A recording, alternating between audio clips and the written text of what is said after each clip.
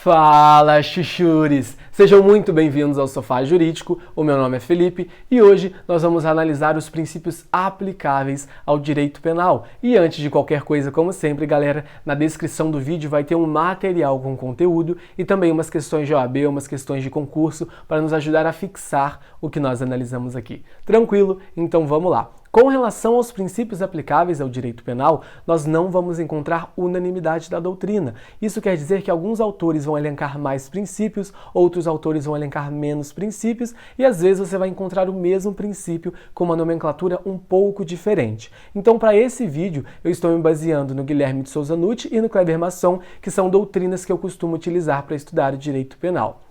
E o que são os princípios? Nós analisamos anteriormente e vimos que nas palavras de Miguel Reale, os princípios são enunciações normativas de valor genérico que condicionam e orientam a interpretação, a integração e a aplicação de um ordenamento jurídico. César Roberto Bittencourt, ele vai dizer pra gente que os princípios aplicáveis ao direito penal são uma espécie de freios, uma espécie de limites ao poder punitivo estatal, isso porque o Estado não pode interferir arbitrariamente na esfera dos direitos fundamentais do indivíduo. O primeiro princípio que nós vamos analisar é o princípio da legalidade. O princípio da legalidade, segundo Guilherme de Souza Nutti, pode ser analisado sobre dois prismas, sobre o prisma jurídico e sobre o prisma político. O princípio da legalidade, analisado sobre o prisma político, é uma garantia individual contra possíveis arbitrariedades do Estado. Já o princípio da legalidade, analisado sobre o prisma jurídico, ele pode ser analisado em seu sentido amplo e também em sentido estrito. O princípio da legalidade, analisado sobre o prisma jurídico em sentido amplo, está previsto no inciso 2 do artigo 5º da Constituição Federal. O inciso 2 diz pra gente o seguinte: Ninguém será obrigado a fazer ou deixar de fazer alguma coisa, senão em virtude de lei. Ou seja, somente a lei pode obrigar que alguém faça alguma coisa ou obrigar que alguém se abstenha de realizar uma determinada conduta, determinar que alguém não faça alguma coisa. Isso somente a lei pode fazer. Já o princípio da legalidade, analisado sobre o prisma jurídico em seu sentido estrito, está previsto no inciso 39 do artigo 5º da Constituição Federal. O inciso 39 diz o seguinte pra gente: não há crime sem lei anterior que o defina, nem pena sem prévia cominação legal. Isso quer dizer que, para que uma conduta seja tida como uma infração penal, como um crime ou contravenção, deve haver uma lei tipificando essa conduta e cominando-lhe uma pena. Quando eu digo lei, eu quero dizer que somente a lei em sentido estrito. E por lei em sentido estrito, eu quero dizer aquela lei que emanou do Poder Legislativo e a lei que passou pelo processo legislativo previsto na Constituição Federal. Então, a lei em sentido estrito, ela passa pelo processo legislativo previsto na Constituição Federal e emana do Poder Legislativo. Essa é a lei em sentido estrito. E somente ela pode criar tipos penais e cominar penas. E é por isso também que esse princípio da legalidade, analisado sobre o prisma jurídico em seu sentido estrito, também é chamado de princípio da reserva legal, pois ele reserva à lei a capacidade de criar tipos penais e cominar penas. E é por isso, em razão do princípio da legalidade, que nós nunca poderemos utilizar a analogia in malam partem, que é aquela analogia que prejudica o réu. Mas nós poderemos utilizar a analogia in bonam partem, que é aquela analogia que beneficia de alguma forma o réu.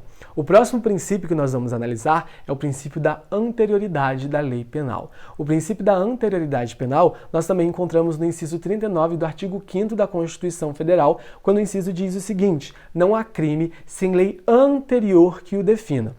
Então, essa lei que vai prever uma infração penal, ela deve ser anterior à realização daquela determinada ação. O inciso aqui, ele fala em não há crime sem lei anterior que o defina, mas seria mais correto dizer que não há infração penal sem lei anterior que o defina, porque quando nós falamos infração penal, nós estamos tratando tanto dos crimes quanto das contravenções penais.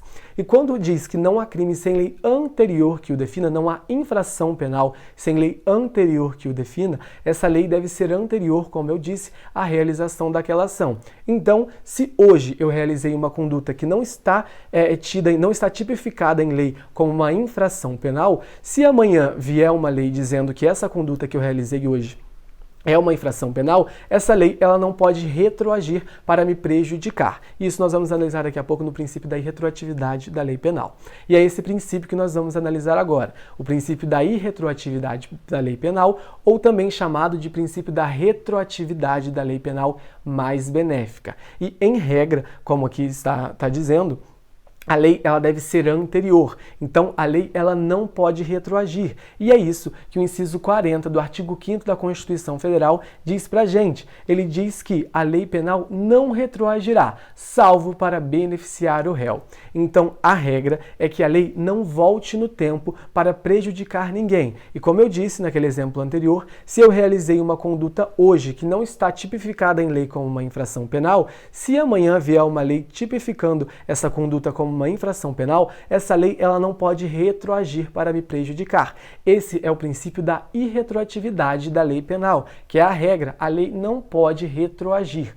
Todavia, há uma exceção. Se a lei posterior ela for mais benéfica à situação do réu, essa lei ela pode voltar no tempo para beneficiar esse réu. E como eu disse, isso está previsto no inciso 40 do artigo 5º da Constituição Federal. A lei ela não retroagirá, salvo para beneficiar o réu. Então vamos supor que para uma determinada conduta, hoje tenha uma lei dizendo que essa conduta ela comina uma pena essa conduta de 10 a 20 anos de detenção.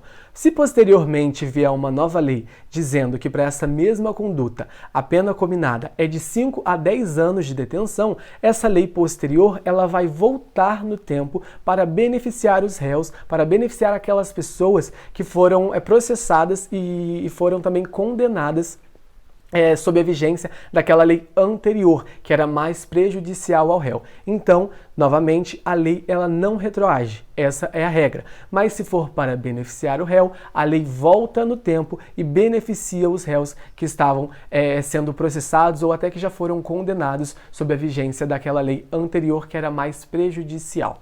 O próximo princípio que nós vamos analisar, galera, e esse é o último princípio que nós iremos analisar hoje, porque, como eu disse, nós vamos ter mais 2 vídeos tratando desse assunto, porque é um assunto um pouco extenso, e a ideia é fazer vídeos curtos, vídeos não tão maçantes. Então, esse último princípio que nós vamos analisar hoje é o princípio da humanidade. O princípio da humanidade, segundo Guilherme de Souza Nutt, ele diz pra gente que o direito penal deve pautar-se na benevolência e garantir o bem-estar da coletividade. E quando ele diz coletividade, ele está dizendo, inclusive, os condenados. Então, é em razão disso que a Constituição Federal ela veda a aplicação de determinadas penas e ela garante o respeito à integridade física e moral dos presos. E é isso que os incisos 47 e 49 do artigo 5º da Constituição Federal dizem pra gente. O inciso 47 diz o seguinte: não haverá penas de morte, salvo em caso de guerra declarada nos termos do artigo 84, inciso 19,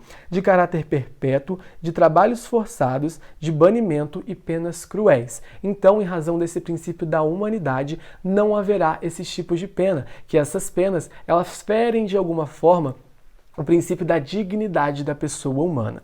Já o inciso 49 diz pra gente o seguinte: é assegurado aos presos o respeito à integridade física e moral. Então, os presos eles terão a sua integridade física e moral respeitadas em razão do princípio da humanidade. Chuchures, então, por enquanto, como eu disse, nós vamos ter outros 2 vídeos tratando dos princípios em espécie do direito penal. Esses são os princípios que nós vamos analisar no momento e eu vou esperá-los nos próximos conteúdos. Até lá!